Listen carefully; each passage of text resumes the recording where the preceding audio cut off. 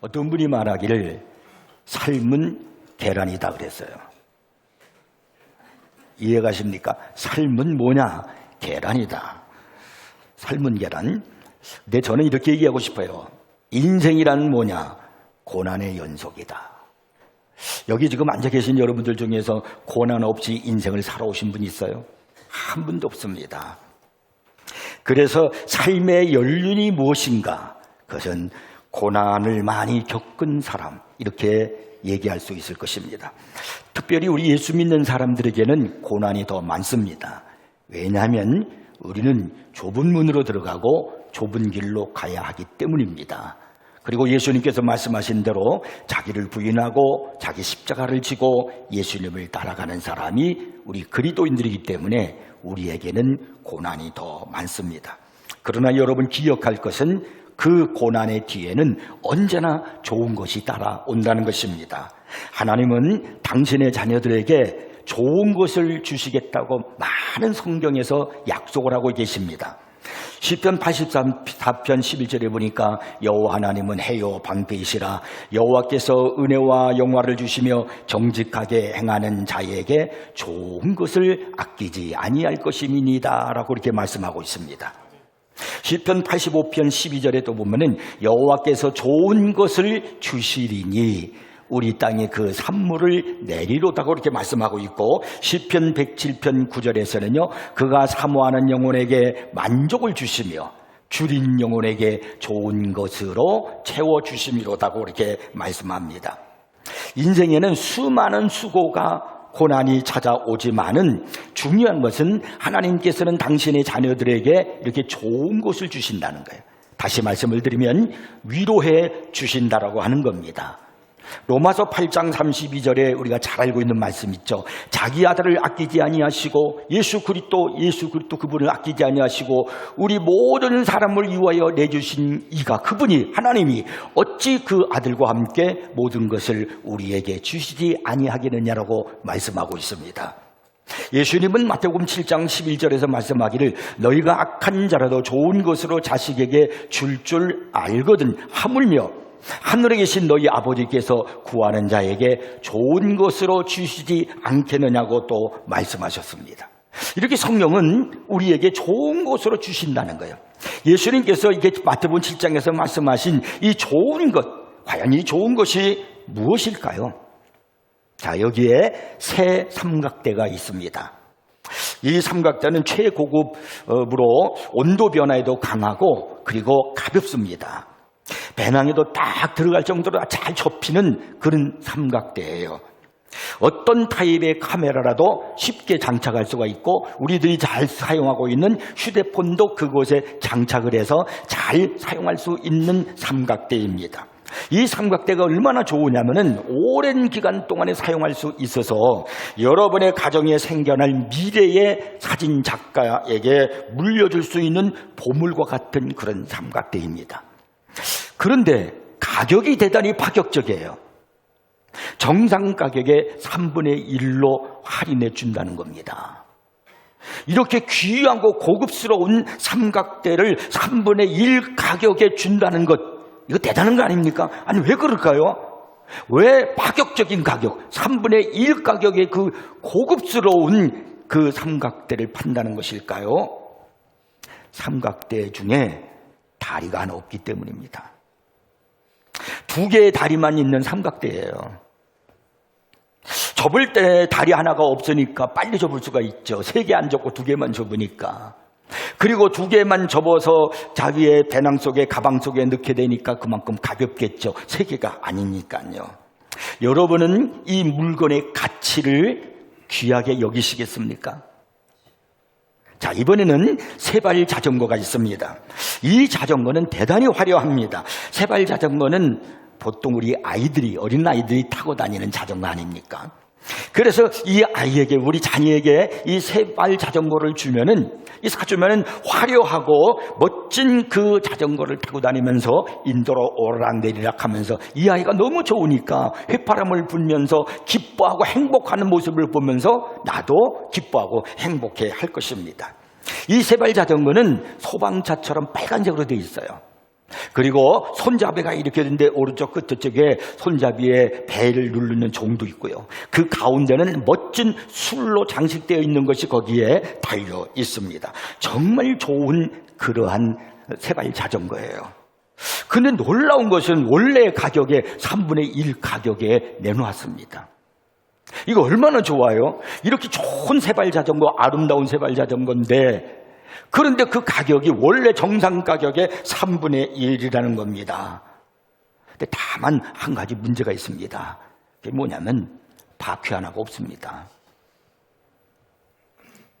하지만 아직 바퀴가 2개 남아있으니까 그냥 그 2 바퀴를 가지고 타면 되지 않을까? 왜? 어차피 이 아이가 크면은 2 바퀴의 자전거를 타게 될 것이니까. 그래서 여러분은 흔쾌히 그 세발 자전거를 좋은 자전거라 생각하고 사시겠습니까? 그럴 사람 없겠죠. 제가 여러분에게 말한 삼각대 세발 자전거, 이거 좋은 거 아닙니다. 분명히 겉으로 봐서는 좋은 거예요. 자재도 좋은 것이에요. 정상적이지 않습니다. 그렇다면 무엇이 좋은 것일까요? 하나님께서 주시는 것이 좋은 것입니다. 정상적인 삼각대, 정상적인 세발 자전거가 좋은 것입니다. 그러면 이 좋은 것, 이게 뭘 말하는 것일까요? 여러분, 이 세상에 그 어떤 것도 하나님의 위로하심이 없으면 그건 좋은 것이 아니에요. 내가 명품 가방을 들고 펑을 잡고 멋지게 다니고 있다 할지라도 하나님이 함께 주시는 것이 아니면, 위로하심의 것이 아니면 그건 좋은 거 아닙니다. 내가 좋은 자동차, 외제차를 타가지고 그리고 막 폼을 잡으면서 내가 달리고 있다 할지라도 하나님께서 주시는 것이 아니면 그건 좋은 자동차라고 얘기할 수가 없습니다. 하나님의 위로하심이 있어야만 좋은 것입니다. 그 하나님의 위로하심을 가지고 뭐라 그러냐면 성령 하나님이라고 그래요. 성경에서 성령님을 위로의 하나님이라고 그렇게 말씀하고 있거든요. 우리가 고난을 당할 때 성령 하나님께서 함께해 주시고 위로해 주시면 내 삶은 좋은 것입니다. 왜? 그분이 위로해 주시고 함께해 주시니까요. 오늘 본문 말씀을 여러분이 보시면은 2개의 단어가 특별하게 우리 눈에 들어오고 있습니다. 하나는 고난이라는 단어고 하나는 위로라는 단어예요. 근데 이 고난이라는 단어는 3번 나와요. 근데 위로라는 단어는 무려 10번이나 나오고 있다는 것입니다. 우리 성경은 우리에게 이것은 무엇을 말씀하고 있는 것일까요? 우리는 누구나 다 고난을 당할 수가 있고 고통받을 수가 있고 상처받을 수 있습니다. 그러나 하나님은 이 고난이라는 단어는 3번 사용했지만 위로는 10번을 사용했다는 것은 하나님이 주시는 위로, 좋은 것은 더 몇 배 이상으로 많이 주신다라고 하는 말씀입니다. 내가 당하는 고난보다 하나님이 주시는 위로, 하나님이 주시는 좋은 것, 이건 더 크고 많다는 겁니다. 자, 그럼 이러한 하나님의 말씀 속에서 우리가 기억해야 될 것이 무엇이 있을까? 첫째가 고난과 함께 위로가 온다는 겁니다. 자, 5절을 이제 한번 읽어보겠습니다. 그리스도의 고난이 우리에게 넘친 것 같이 우리가 받는 위로도 그리스도로 말미암아 넘치는도다. 이 말씀에서 우리가 알 수 있는 것은 고난이 고난으로 끝나는 것이 아니라 뒤에 위로가 따라온다는 것입니다. 고난이 고난으로 끝난다거나 계속해서 고난이 와서 견딜 수 없는 고통 속에 내가 빠져 있다면은 그 고난은 힘든 겁니다. 그런데 그 고난이 계속 있는 것이 아니라 위로가 온다는 거예요. 고난이 끝이 있다는 것입니다. 그리고 그 뒤에는 영광이 있다는 겁니다. 그러면 그 고난은 감사한 것이고 아름다운 것입니다. 성경은 수없이 많은 고난의 문제를 다루고 있습니다. 많은 신앙의 사람들이 고난을 겪었습니다.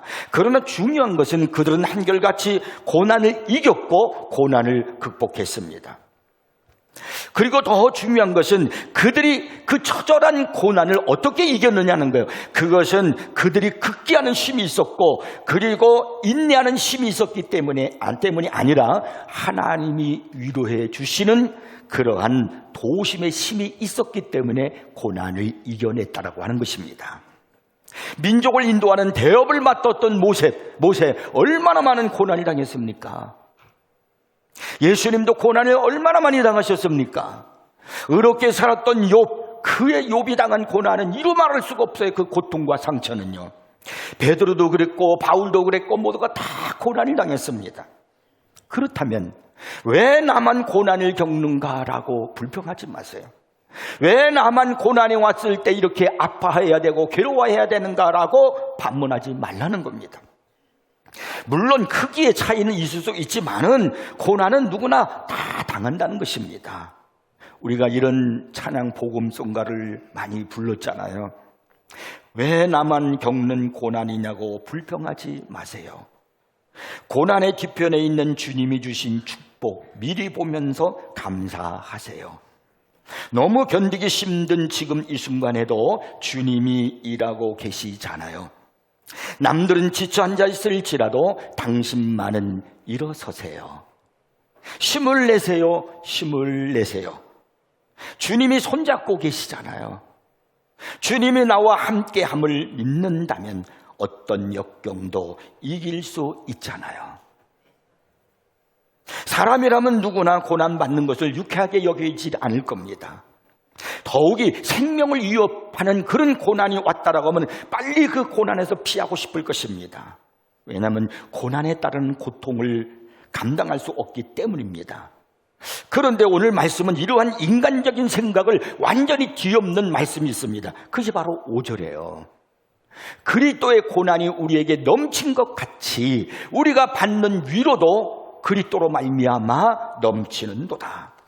고난이 심하면 위로도 더 깊이 크게 온다는 사실입니다.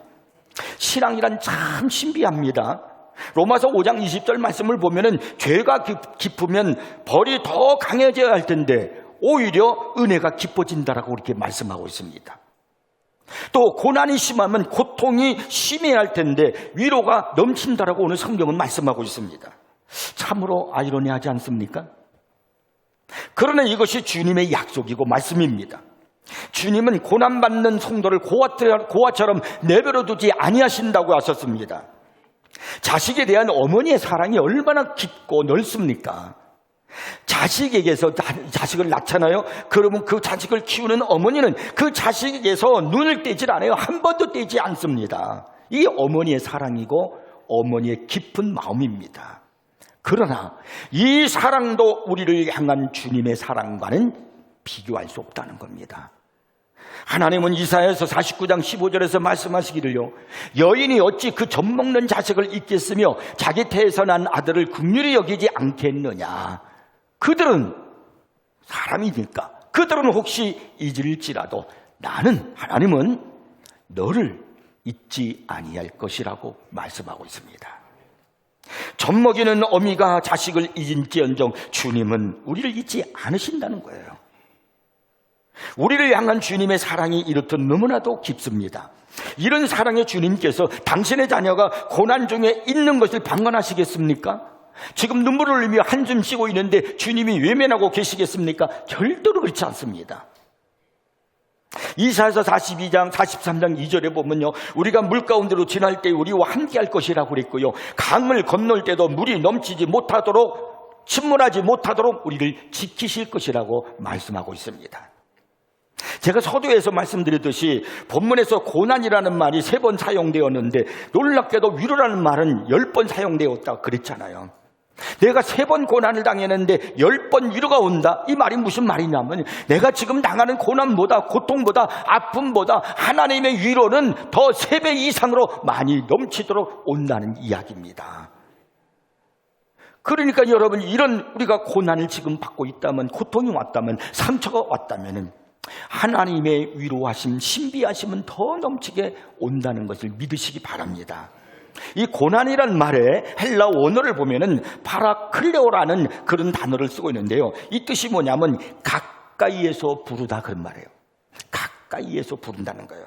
고난 때문에 시리에 빠져 있을 때, 내가 고난 때문에 고통 때문에 넘어져 있을 때, 눈물을 흘리고 있을 때 주님께서는요 가까이 다가오셔서 다정한 목소리로 부르시는 겁니다.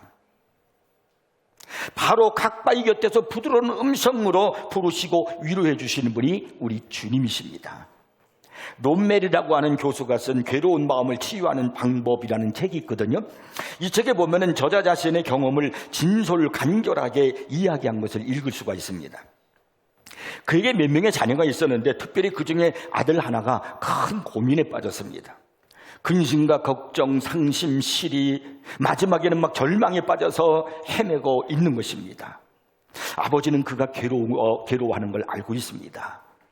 무엇 때문에 그렇다는 것도 짐작하고 있습니다. 그러나 이 괴로워하는 아들에게 왜 그러냐 이렇게 물을 수가 없었습니다. 그렇게 물으면 더 괴로워할까 봐, 더 마음이 아플까 봐. 그래서 아버지는 괴롭지만은 입을 다물고 있습니다. 아무 말도 할 수 없었습니다. 고민하는 그 문제를 또 아버지가 해결해 줄 수 있는 문제도 아니었습니다. 아버지는 해결해 줄 수 있는 그 성격의 고민 때문에 또 아버지도 고민하는 거예요. 그래도 너무나 괴로워서 절망에 지친 이 아들을 어떻게 위로할까 생각해 봤어요. 아들이 자는 방에 깊이 잠들었을 때 몰래 들어가서 그 아들 옆에 누웠습니다. 눈을 많이 뜨고 천장을 바라보면서 그냥 옆에 아들 옆에 누워 있는 거예요. 저 마음을 내가 어떻게 위로해 줄 수 있을까? 아무리 생각해봐도 생각이 나질 않았습니다. 대책이 없었어요. 내가 그에게 위로해 줄 수 있는 방법이 없었습니다. 그래서 그냥 누워만 있다가 나왔습니다. 그 다음날 또 아들이 자는 방에 들어가서 옆에 누웠습니다. 아무 말도 하지 않았습니다. 그리고 또 나왔습니다. 그렇게 여러 날을 아들 방에 들어가서 옆에 누워서 그리고 밤을 지새웠다는 겁니다. 아들은 아버지가 들어와서 조용히 자기 옆에 누워 있다가 나가는 걸 알고 있었습니다. 말이 없어도 아버지의 마음을 알 수 있었습니다. 아버지가 나보다 더 괴로워한다는 것도 알 수 있었습니다. 그래서 그 아들은 거기서 용기를 얻었습니다. 나는 혼자가 아니다. 나만 괴로워하고 있는 것이 아니다. 내 중심, 내 마음을 이해해 주시고 그리고 내가 괴로워하고 고독해하고 있을 때 내 곁에 계시는 아버지가 계시다. 나와 함께 하신다. 그래서 이 아들이 용기를 얻어가지고 마침내 모든 고민을, 괴로움을 떨쳐버리고 새로운 일을 새롭게 시작하게 되었더라는 겁니다. 여러분, 고민당하시는 분이 있어요? 고통당하시는 분이 있어요? 상처가 있습니까? 잊지 마세요. 위로의 주님이 내 곁에 더 가까이 계신다는 사실입니다. 그래서 나에게 부드러운 음성으로 예수가 우리를 부르는 소리, 그 음성 부드러워, 그런 것처럼 그 음성, 부드러운 음성으로 내게 위로를 주고 있음을 기억하시길 바랍니다. 그러므로 여러분, 고난을 두려워하지 말라는 거예요. 자, 여러분, 제가 이게 원고에는 제가 넣지 않았지만은 특별히 오늘 본문 4절을 보시면 그 4절을 한번 띄워주세요. 방송실에서 자막을 4절을 띄워주시면은 제가 한번 읽어보면서 이 말씀이 주시는 은혜를 한번 더 누리기를 원합니다. 자, 읽어볼게요. 우리의 모든 환난 중에서 우리를 위로하사 우리로 하여금 하나님께 받는 위로로서 모든 환난 중에 있는 자들을 능히 위로하게 하시는 이시로다, 이렇게 말씀하잖아요. 여기 보니까 환난과 위로라는 말이 있거든요. 환난이라는 말을 상처로 바꿔서 읽고 위로를 치유로 바꿔서 한번 읽어보겠습니다. 여러분도 그렇게 생각하면서 속으로 읽어보세요. 자, 제가 읽습니다. 우리의 모든 상처 중에서 우리를 치유하사 우리로 하여금 하나님께 받는 치유로서 모든 상처 중에 있는 자들을 능히 치유하게 하시는 이시리로다. 내가 상처받고 있을 때 하나님은 내 곁에 오셔서 나를 치유해 주시는 분이시라는 겁니다. 그러니까 여러분, 내가 고난이 왔을 때, 고통이 왔을 때 피하려고 하지 마십시오. 그 고난 속에 더 큰 하나님의 치유와 위로가 있음을 믿으시기 바랍니다. 그 다음에 두 번째는요, 고난 속에는 나를 향한 사명이 있음을 아셔야 됩니다. 자, 4절을 다시 한번 읽어보겠습니다. 우리의 모든 환난 중에서 우리를 위로하사 우리로 하여금 하나님께 받는 위로로서 모든 환난 중에 있는 자들을 능히 위로하게 하시는 이시로다. 너무나 신비롭고 역설적인 말씀 아닙니까? 평안한 가운데서 위로를 주시는 것이 아니라 환난 중에, 고난 중에 위로를 주신다는 것입니다. 우리는 뭐 잘되고 잘되고 편안하고 뭐 성공하고 출세하고 해야 위로가 될 것 같은데 성경은 그렇게 말씀하고 있질 않아요. 오히려 가난하고 역경 중에 있고 실패가 있고 아픔이 있고 상처가 있고 고난이 있을 때 위로가 있다는 겁니다. 그런데 중요한 것은 하나님은 왜 고난을 허락하시고 또 위로하시는가라는 거예요. 그것은 본문 4절에서 말씀하는 것처럼 모든 환난 중에 있는 자들을 능히 우리로 하여금 위로하게 하기 위해서라는 겁니다. 즉 다시 말씀을 드리면 내가 고난을 받았어요. 그런데 내가 고난 중에 견딜 수가 없는데 하나님이 나를 위로해 주세요.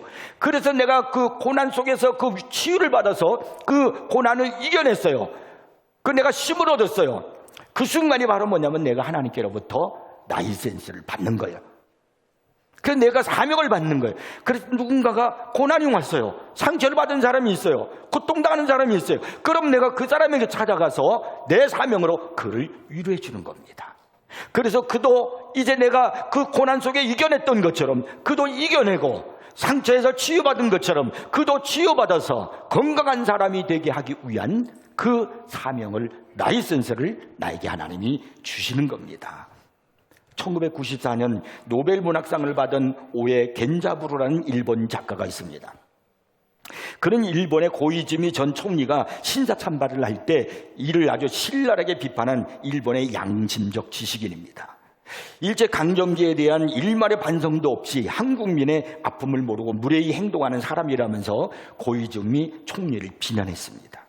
이 겐자부루는 인간의 심성의 깊은 아픔을 누구보다도 잘 파악해서 묘사하는 작가로 알려져 있습니다.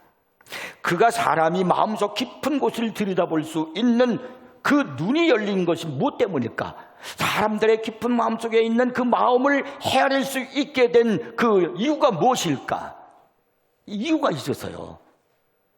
그가 작가로 등단한 지 5년쯤 되었을 때 아들을 낳았습니다. 근데 그 아들이 뇌성마비였습니다. 장애를 가진 아들을 키운다고 하는 것은 너무나도 무거운 짐이고 괴로움이었습니다. 돌봐주지 않으면 한순간도 그 아이들에게서 눈을 떼면은 안 되거든요. 아무것도 할 수 없는 그 아이. 그래서 사람들은 뭐라고 그러냐면 그 사람의 인생의 짐이라고 말을 하는 거예요. 그렇지만은 이 겐자부루는 뭐라고 말을 했냐면 그는 이렇게 고백을 했습니다. 만약 나에게 끊임없이 돌봐야 하는 이 아이가 없었다면 나는 지금의 이런 작가는 되지 못했을 것이다. 나는 이 아이를 돌보면서 인간의 심성의 깊은 아픔이 무엇인지 이해하고 볼 수 있게 되었다. 이 겐자부루의 이 아픔, 그 아들이 뇌성마비로 태어나서 그 아픔, 그 고난을 겪으면서 그가 하나님께로부터 라이센스를 받은 거예요. 다른 사람의 그 아픔을, 심성을 깊이 볼 수 있는 안목이 생겼고 마음이 열려져서 그래서 다른 사람의 마음을 위로할 수 있는 그런 사람이 돼가지고 그런 마음으로 작가로서 활동을 해가지고 그가 노벨상을 받은 겁니다. 우리 애가 이제 잘 알고 있는 헨리 나우엔의 그 표현을 빌리자면은 상처 입은 치유자가 된 겁니다. 고난 중에 받는 위로로서 고난 당하는 자를 위로한다. 우리 그리스도인들이 고난 받는 것에는 이렇게 사명이 있다는 것을 기억하셔야 됩니다. 내가 왜 이 고통을 당해야 될까? 내가 왜 이 아픔이 내게 왔을까? 내가 왜 실패가 왔을까? 여러분 그렇게 생각하고 절망하지 마세요. 하나님은 그 속에서 더 큰 당신의 위로로 좋은 것으로 내게 주시며 내게 함께 하시면서 부드러운 음성으로 말씀하십니다. 내가 이기고 그리고 내가 해야 할 사명이 있다. 너처럼 아픈 자를 찾아가서 위로해줘라. 너처럼 괴로운 사람에게 찾아가서 치유해줘라. 이것이 여러분 우리 그리스도인들의 자세가 아닐까요? 우리 성도들이 해야 할 일이 아닐까요? 내가 고난을 받아본 적이 있는 사람이라야 남을 위로할 수 있는 겁니다. 우리 예수님이 그렇게 고난을 당하신 겁니다. 히브리서 2장 18절 말씀 보니까 그가 예수님이 시험을 받아 고난을 당하셨은 즉 시험 받는 자들을 능히 도우실 수 있느니라. 그분이 시험 받으시고 고난 당하셨기 때문에 내가 시험 받고 고난 당하는 것을 우리 여러분 너무나 잘 아셔요. 그래서 그분은 나를 도와주십니다. 위로해 주신단 말입니다. 여러분 중에 누군가가 고난당한 분이 있다면, 견딜 수 없는 역경을 만난 분이 있다면 아마도 주님은 그 고난을 통해서 위로를 주실 것이고요. 그리고 누군가가 고난당하는 자를 위로하기 위해서 그 고난을 허락하셨다는 걸 아셔야 합니다. 그러므로 고난받는 자를 위로하는 것은요, 참으로 복된 것입니다. 주님이 하시는 일을 내가 대신 하고 있는 겁니다. 얼마나 놀라운 일이에요. 사도행전 5장 41절을 보면요, 베드로와 요한 등의 사도들이 감옥에 들어가서 매를 맞습니다. 그들이 예수의 이름으로 매를 맞았어요.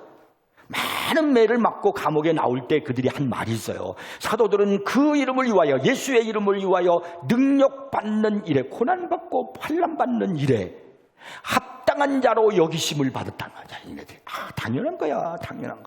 예수의 이름으로 내가 이런 환난을 받고 시험당하고 고난당한, 당연한 거야. 합당한 자로 여기심을 받으면서, 그럼 뭐라냐면 기뻐하면서 공의 앞을 떠났다는 거야. 아니, 고난받는 것을, 예수님 이름 때문에 고난받는 것을 기뻐했다는 거예요. 왜 기뻐했을까요? 하나님의 위로하심이, 더 큰 위로하심이 그들에게 있었기 때문입니다. 그러니까 마음에 기뻐함이 있는 겁니다. 예수의 이름으로 고난당하는 자는 이렇게 주님이 주시는 놀라운 위로로 기뻐함이 있고 그리스도의 영광을 누릴 수 있을 줄 믿으시기 바랍니다. 고난당하는 많은 사람들을 위로하고 치유할 수 있는 능력이 내게 생긴다는 거예요. 결국 오늘 본문 말씀의 중요한 것은요, 6절의 끝에 가면은 이런 말씀이 나옵니다. 이 위로가 너희 속에 역사하여 우리가 받는 것 같은 고난을 너희도 견디게 하느니라. 여기서 중요한 단어가 뭐냐면 견딘다는 거예요. 고난 속에서, 아픔 속에서 내가 견딘다는 겁니다. 이 견딘다는 말이 무슨 말이냐면은 그 헬라 원어를 보면 휘포모네라는 단어로 쓰고 있어요. 이 뜻이 바로 뭐냐면 단순히 참고 있다는 그런 얘기가 아니고요, 승리한다는 겁니다. 승리케 한다는 거예요. 위로를 받음으로 견딘다는 것은 승리케 한다는 겁니다. 넘어지는 것이 아니라 승리케 한다는 겁니다. 주님은 우리로 너희도 견디게 하느니라, 승리케 하기 위해서 주님이 우리에게 위로를 주시는 겁니다. 사랑하는 여러분, 모든 위로의 하나님을 잊지 말기를 바랍니다. 그리고 어떤 고난도 이겨나가시기를 바랍니다. 그리고 고난당하는 누군가가 있을 때 찾아가서 그를 위로해 주시고 뒤에서 기도해 주셔서 그도 그 고난을 견뎌내고 이겨내시고, 그래서 함께 이겨서 함께 기쁨을 얻고 함께 주의 영광이 나타나기를 주의 이름으로 축복합니다.